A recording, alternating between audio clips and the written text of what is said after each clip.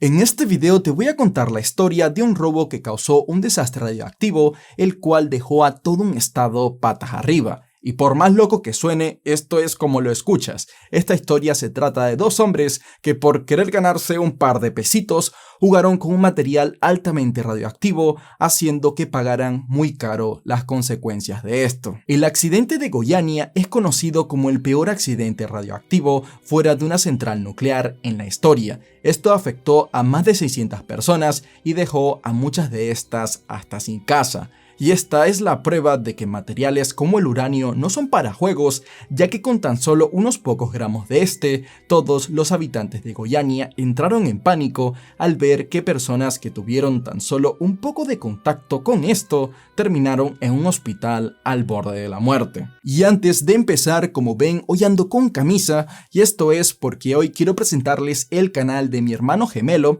el cual se llama Fusgo TV. En ese canal se suben casos criminales al igual que en este canal, solo que un poco más fuertes, y solo te recomiendo ese canal si te gustan los videos formato podcast, que no es un podcast, pero son videos así como que si un compa te contara una historia, y acá los videos son más como forma de documental. Así que también si eres sensible estás avisado, porque Fusgo TV es más cancelable que yo, porque él sí da su opinión de los casos y hace chistes cuando no debe. Así que si te gustaría ver este contenido extra que es totalmente gratis, aquí arriba en las tarjetas y en la descripción te dejo el link de ese canal para que te suscribas. Y ahora sí, sin más dilación, empecemos con la historia. Hey, ¿qué tal? Yo soy Fusgo y este es el caso del accidente de Goiânia. Esta historia tiene lugar en la pequeña ciudad de Goiânia, en Brasil. Acá el 13 de septiembre de 1987 se encontraban dos jóvenes de nombre Roberto dos Santos Alves de 22 años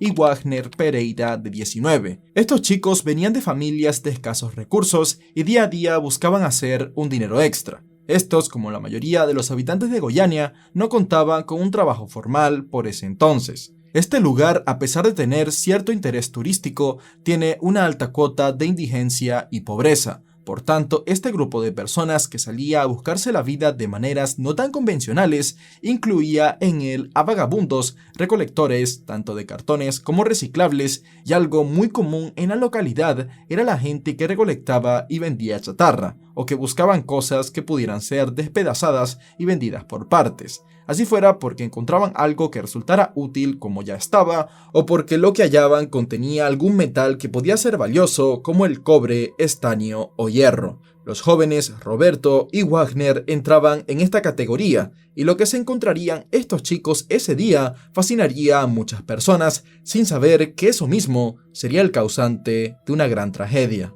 Este soleado 13 de septiembre, Roberto dos Santos y Wagner Pereira ingresaron a una institución médica llamada Instituto Goiano de Radioterapia, una clínica privada situada a 1 kilómetro de Praça Cívica y que había sido abandonado en 1985, 2 años antes de los hechos. Y en estos 2 años desde que la clínica cerró sus puertas, esta había sido frecuentada por vagabundos en búsqueda de un lugar para dormir, ladrones, vándalos y junto a estos también se encontraban los chatarreros, personas como Robert y Wagner. Y por supuesto que ellos no eran los primeros en llegar ahí con esa misión, ya que para ese entonces todo lo que no estuviera amurado o atornillado al piso ya había sido robado o estaba roto. Pero ellos igualmente llegaron ese día a la clínica a primeras horas de la mañana con la intención de investigar el lugar por cuenta propia para ver si podían rascar algo por ahí. Total, no había mucho que perder. O sí, bueno, sí había mucho que perder. Esto salió terriblemente mal. Ese día, al llegar a la clínica, Dos Santos y Pereira hallaron una forma de entrar a través de una ventana que había sido vandalizada en algún momento previamente e ingresaron al edificio a través de ella. Apenas pusieron sus pies dentro del lugar, los hombres vieron como la mayoría de cosas dentro de la clínica estaban en ruinas. Las paredes estaban atacadas tanto por la humedad como por grafitis y casi todo lo de dentro había sido saqueado. Aún así, con algo de fe, Dos Santos y Pereira seguían teniendo en mente la tarea que tenían entre manos. Así que comenzaron a investigar cada una de las habitaciones de la clínica hasta que finalmente dieron con un descubrimiento que los fascinó a ambos. Esta era una máquina compleja, la cual estaba entera y aparentemente no había sido desmantelada por lo grande y pesada que era. Así que estos dos hombres sintieron que ese era su día de suerte y que esa máquina estaba ahí esperándolos a ellos para que se la llevaran. Esto resultó ser un dispositivo de radioterapia y rayos X, un tipo de aparato médico que puede servir en tratamientos contra el cáncer y que necesita de un material radioactivo para operar llamado cesio-137, el cual es una de las sustancias más peligrosas del planeta. Por lo compleja que era hasta el momento, a ningún ladrón ni chatarrero se le había ocurrido sacar a esa máquina de su lugar, pero Roberto dos Santos tenía a Pereira como acompañante y ayudante, y ambos disponían de una carretilla con la que solían transportar todas las piezas que encontraban y que podían venderse luego. Al ver que desmontar el artefacto por completo o moverlo iba a ser prácticamente imposible con las herramientas que tenían, Dos Santos y Pereira buscaron desmontar alguna parte importante de la máquina que pudieran cargar entre ambos, y tras sacar algunos tornillos pudieron quitar lo que parecía ser la parte más importante del aparato, una gran cápsula de metal que pesaba alrededor de 120 kilos. Esta la subieron encima de su carretilla y entre los dos pudieron llevarla con algo de esfuerzo a la casa de Dos Santos, que estaba a tan solo 600 metros del lugar. El inusual peso de esta cápsula se debía a que estaba fabricada completamente de plomo, uno de los materiales más pesados que existen, y lo cual era un pequeño indicio que de haber tenido más información al respecto, podría haberles dado una pista a los hombres de que estaban lidiando con algo muy peligroso, pues el plomo es el material elegido cuando se quiere aislar la energía radiactiva emitida por alguna sustancia, ya que al ser un metal tan denso, hace rebotar en su interior las partículas radiactivas y las mantiene bajo control sin que supongan un peligro mayor. Esto porque la radiación causa su efecto dañino para el ser humano cuando atraviesa tu cuerpo con estas partículas a las que todos estamos expuestos diariamente, pero que si se presentan en mayor cantidad puede causar las consecuencias que vas a ver en esta historia. Tras llegar a la casa de Dos Santos con la cápsula de plomo, ambos hombres se propusieron a desmantelar por completo la carcasa de metal que habían logrado llevarse con la intención de luego vender lo que consiguieran a alguna chatarrería local y así ganar algunos cruzeiros, que es la moneda que se usaba en Brasil por esa época. Este proceso los tuvo ocupados varias horas, y cuando por fin los dos hombres consiguieron deshacerse de las primeras capas de metal que formaban la parte exterior del aparato, se encontraron con un cilindro que también estaba hecho de plomo. Este parecía ser el núcleo de esta máquina, y asumieron que era este pequeño cilindro lo que la hacía funcionar dentro del centro médico en sus años de uso. Pero había algo raro. Pese a llevar años sin uso ya con este cilindro entre sus manos, ambos hombres advirtieron que aún estaba caliente al tacto. Por eso mismo los chatarreros imaginaron que este objeto tenía que tener algún valor, por lo cual llevaron el pequeño cilindro junto con la gran cápsula de plomo a una chatarrería cercana y le vendieron todo al dueño del lugar, un hombre llamado Devair Ferreira, y este señor y su familia lamentablemente serían los que más sufrirían las consecuencias que vendrían al manipular este objeto tan peligroso que despertaba tanta curiosidad en quien lo tuviera entre sus manos. Esa misma noche, después de que Dos Santos y Pereira recogieran el dinero de la venta, a tan solo 2 días después de encontrarse con este aparato, ya se empezaría a ver lo letal que podía llegar a ser la radiación. Dos Santos comenzó a sufrir vómitos y dolores de cabeza, pero pensó que quizás había enfermado de una gripe y no le dio más importancia. Pereira, por otro lado, comenzó a sufrir síntomas parecidos, aunque mucho más intensos. Él tenía diarrea acompañada de una fuerte sensación de náuseas que lo hacía vomitar constantemente, y su mano izquierda se había hinchado como si le hubieran picado muchas abejas. Por todo esto decidió acudir al médico, pero no recibió ayuda ya que los médicos atribuyeron sus síntomas a algún tipo de reacción alérgica causada por comer alimentos en mal estado. La noche del 18 de septiembre, luego de haber comprado el cilindro, Devair Ferreira estaba en su taller jugando con el objeto, intentando desarmarlo con un destornillador. y fue en ese momento que pudo notar cómo, a través de una pequeña ventana de vidrio, que en realidad era un material parecido al vidrio, el iridio, el cual cumple la misma función que el plomo, que es frenar un poco la radiación emitida por la sustancia que se encuentra en el interior. Bueno, resulta que a través de este vidrio se veía una sustancia extraña. Esta llamó la atención de Debair porque él asumía que esto era la fuente del calor que él sentía al tocar el cilindro, la cual, para sumar más curiosidad en ella, irradiaba una débil luz azul que se hacía más notable al verla en la oscuridad.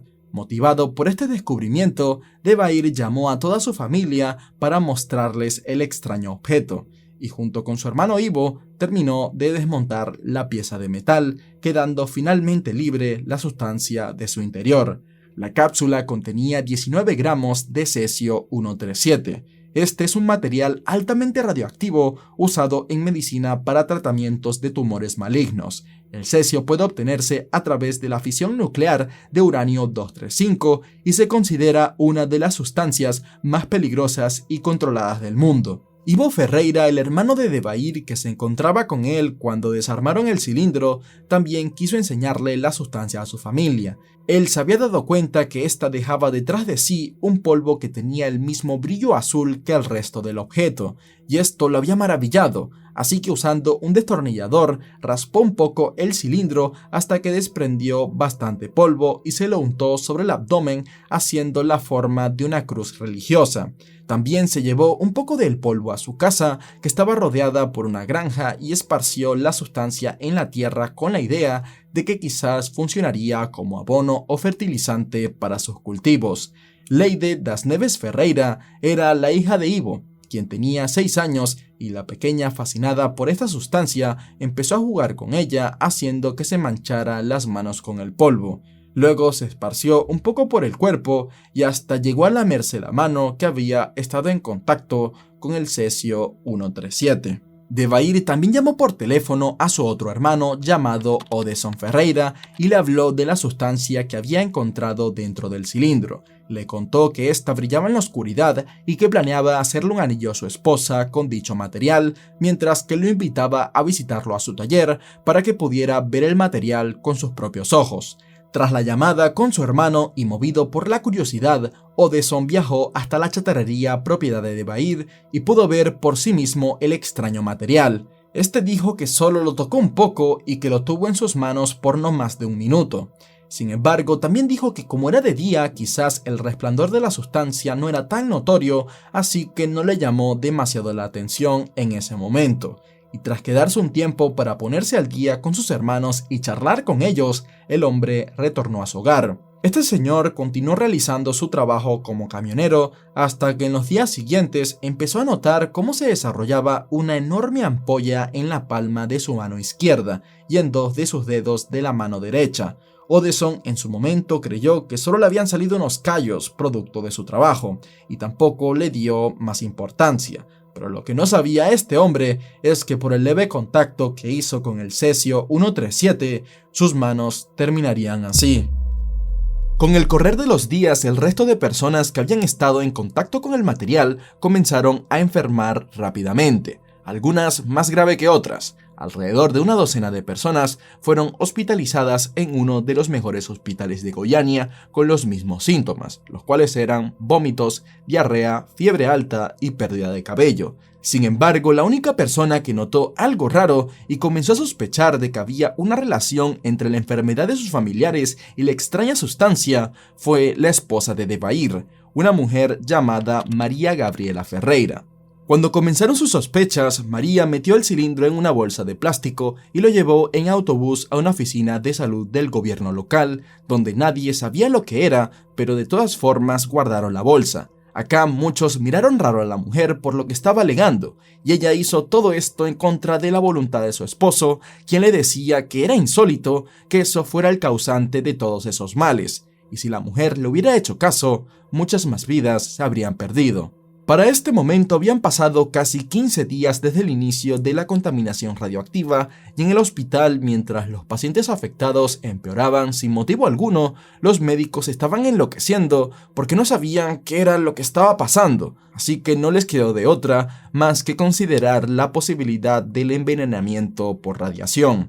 Y cuando los mismos pacientes hablaron sobre el cilindro, se le pidió al físico Walter Méndez que examinara el dispositivo. Este hombre le pidió prestado un detector de radiación a una agencia federal que regulaba el uranio y se dirigió a la oficina donde María Gabriela había dejado la sustancia. Una vez acá pasaría algo muy extraño, ya que al acercarse a tan solo 80 metros del objeto, el detector se volvió loco y comenzó a entregar medidas que hacían pensar que estaba defectuoso. Por este motivo, el físico dio media vuelta y se dirigió a la agencia federal para pedir otro detector que funcionara correctamente. Pero cuando volvió al lugar, sucedió lo mismo. El nuevo detector parecía enloquecer con las mediciones que entregaba aún estando a casi 100 metros del edificio. Esto dejaba dos posibilidades. Una era que ambos detectores estaban defectuosos, o dos, el físico Walter estaba acercándose a un campo radioactivo muy intenso y peligroso. Al acercarse más, Walter vio como un bombero dejaba la oficina cargando entre sus manos el misterioso cilindro, y este le dijo al físico que planeaba tirarlo al río, por lo que Walter empezó a gritar: «¡No, por el amor de Dios, no!». Y menos mal, ya que si esto hubiera caído al río, las consecuencias hubieran sido incalculables. Acto seguido, Walter procedió a pedir que evacuaran la oficina de salud del gobierno y preguntó a los trabajadores de dónde provenía el objeto. Le dijeron que una mujer de una chatarrería lo había llevado hasta ahí. Luego el físico visitó el lugar junto con el medidor y en cada zona por la que el cesio había hecho acto de presencia se detectaban altos niveles de radiación. Walter alertó a las autoridades y a la Comisión Brasileña de Energía Nuclear de lo que estaba pasando en Goiânia. Para este momento ya todas las alarmas entraron en acción, y aunque se pretendió evitar el pánico a la vez que se evitaba detener la contaminación, los rumores de una fuga radiactiva se extendieron rápidamente por todo Brasil, enfocándose más en el estado de Goiás, que se sumó en pánico avivado por las noticias que salían en todos los medios de comunicación. Para tratar a los que habían estado expuestos al material, se designó una cancha de fútbol para realizar testeos masivos en busca de envenenamiento por radiación. Así se utilizaron autobuses de la policía cubiertos de plástico para llevar a los posibles contaminados a que fueran examinados. Era muy importante iniciar este proceso cuanto antes, pues un cuerpo sometido a radiación dañina puede contaminar durante cierto periodo de tiempo a las personas que estén en sus alrededores hasta ser descontaminados. En total se hicieron exámenes para detectar el envenenamiento por radiación a casi 110.000 personas y se encontró a 600 afectados y que al menos 249 de ellos tenían niveles importantes del material radioactivo en sus cuerpos. Muchos de los afectados tuvieron que permanecer en tiendas especiales tomando pastillas y tenían que seguir rutinas para descontaminarse, como bañarse con agua, vinagre y jabón de coco y cambiarse las ropas cada media hora. Como parte del trabajo de descontaminación, el gobierno de la localidad decidió demoler incontables casas, por supuesto dejando a mucha gente en la calle, y se retiraron metros y metros de tierra superficial que había estado expuesta a la radiación del cilindro de cesio. Todos estos escombros en conjunto crearon más de 6.000 toneladas de material que fueron retiradas del lugar y luego enterradas en un lugar preparado para esto a más de 20 kilómetros de Goiânia. Aunque se tomaron muchas medidas, parte del daño era irreversible, ya que tras estar agonizando durante semanas, finalmente María Gabriela Ferreira falleció debido a que su cuerpo no pudo resistir al SIA, síndrome de irradiación aguda, la cual es una forma muy dura de morir. Con el pasar de los días, esto causa pérdida de cabello y dolor en los órganos internos, como el pulmón y riñones, los cuales vienen acompañados de hemorragias internas, y casi al mismo tiempo también perdería la vida Leide das Neves Ferreira, la niña de 6 años que por su inocencia lamentablemente jugó con esta sustancia tan dañina y llamativa. Junto a estos fallecimientos también murieron por los mismos motivos 2 de los trabajadores de la chatarrería de Debair, de nombre Israel Baptista de 22 años y Adminson Alves de 18. Para calcular la radiación ionizante se usan los grays, y a partir de 1.5 unidades de grays, la radiación empieza a destruir las defensas orgánicas. A partir de 3, causa quemaduras en el cuerpo, y si un paciente tiene más de 5 grays, prácticamente le quedan 2 semanas de vida. Y esto fue lo que sucedió con estas 4 víctimas. Todos estaban por encima de los 5 grays y en 2 semanas murieron a causa de las heridas. Pero había un caso increíble. Debair Ferreira, el hombre que estuvo más expuesto al objeto, sobrevivió a los efectos de la radiación. Esto pese a que se le detectó que tenía 7 grays de radiación y su cuerpo no mostraba el daño que esto suponía. También los 2 jóvenes chatarreros, Roberto dos Santos y Wagner Pereira, pese a tener 6 grays de radiación, sobrevivieron a sus heridas. Pero a Roberto se le tuvo que amputar un brazo y Wagner quedó con una mano prácticamente sin dedos funcionales. Por si no fuera suficiente, también se creó una gran controversia al momento de los entierros de las víctimas. Esto porque parte de la población creía que los cuerpos de los fallecidos no podían ser enterrados ahí, que según iban a envenenar la tierra. De más está decir que este argumento es erróneo, y para tranquilizar a las personas, al gobierno se le ocurrió enterrar estos cuerpos en gruesos y pesados ataúdes de plomo, pero esto no hizo más que reforzar la idea que los habitantes tenían sobre la radiación, y así se formaron protestas en el cementerio el día del entierro de las pobres víctimas. Debido a las muertes, a los 3 médicos que estaban encargados de mantener y operar el aparato de radioterapia mientras el centro médico aún funcionaba, se les atribuyeron cargos por homicidio por negligencia. La razón de los cargos fue el enorme descuido de los exresponsables que dejaron abandonado un aparato tan peligroso como ese. Aún así, como el aparato de radioterapia había sido comprado por el Instituto Radiológico de Goiânia, a los médicos a cargo no se les pudo ser declarados como responsables. Sin embargo, a uno se le obligó a pagar una compensación económica de $45.000 en su equivalente en la moneda brasileña.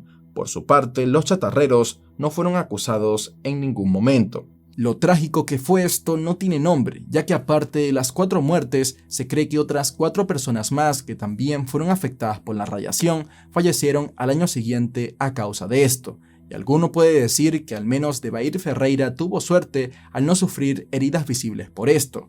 Y esto es cierto, él no falleció hasta 7 años después del incidente. Pero acá es cuando viene lo triste. Debair nunca volvió a ser el mismo desde la muerte de su esposa y sobrina. Él se echaba la culpa todos los días por lo sucedido y estaba roto emocionalmente. Y los médicos dijeron que su muerte no fue más que producto de su depresión. Y esto es todo, espero que te haya gustado este video y si es así, siéntete libre de pasar por las otras historias que he subido a este canal y también al otro, que las sube mi hermano gemelo, ok. También no olvides seguirme en Instagram y muchas gracias por acompañarme en esta ocasión. Ya sabes que nos vemos en la próxima.